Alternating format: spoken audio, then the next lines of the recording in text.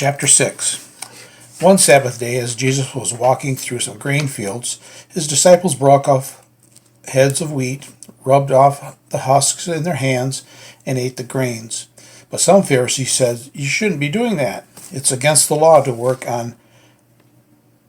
by harvesting grain on the Sabbath." Jesus replied, "Haven't you ever read in the scriptures what King David did when he and his companions were hungry? He went into the house of God, ate the special bread reserved for the priests alone, and then gave some to his friends.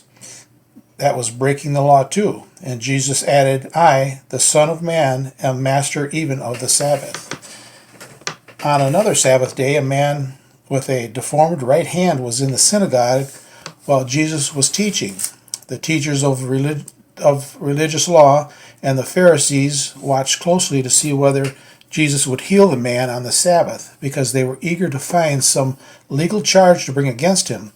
But Jesus knew their thoughts. He said to the man with the deformed hand, "Come and stand here where everyone can see." So the man came forward. Then Jesus said to his critics, "I have a question for you. Is it legal to do good deeds on the Sabbath, or is it a day for doing harm? Is this a day to save life or to destroy it?" He looked around at them one by one and then said to the man, "Reach out your hand." The man reached out his hand and it became normal again. At this, the enemies of Jesus were wild with rage and began to discuss what to do with him. One day, soon after Jesus went to a mountain to pray, he prayed to God all night. At daybreak, he called together all of his disciples and chose 12 of them to be apostles.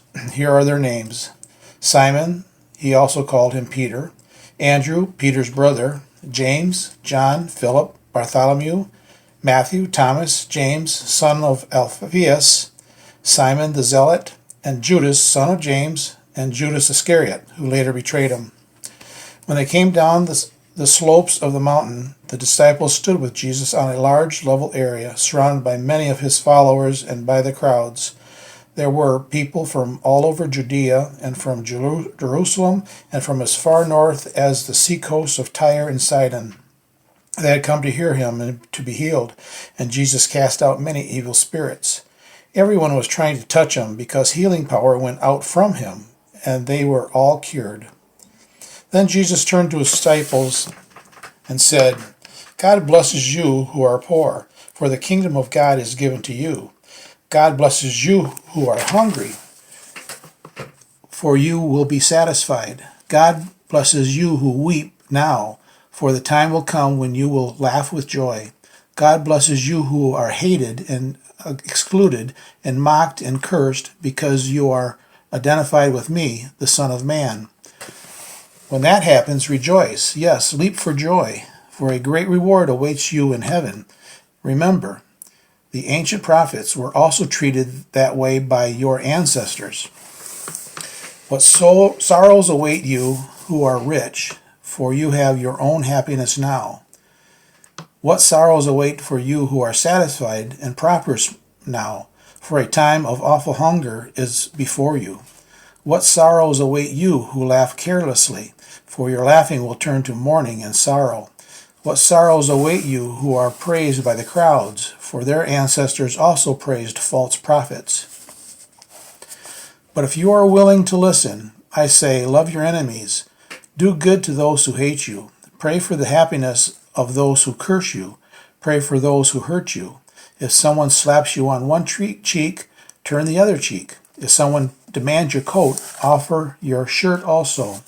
Give what you have to anyone who asks for it. And when things are taken away from you, don't try to get them back. Do for others as you would like them to do for you. Do you think you deserve credit merely for loving those who love you? Even the sinners do that. And if you do good only to those who do good to you, is that so wonderful? Even sinners do that much.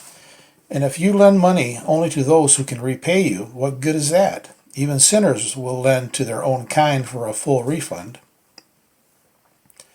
Love your enemies, do good to them, lend to them, and don't be concerned that they might not repay.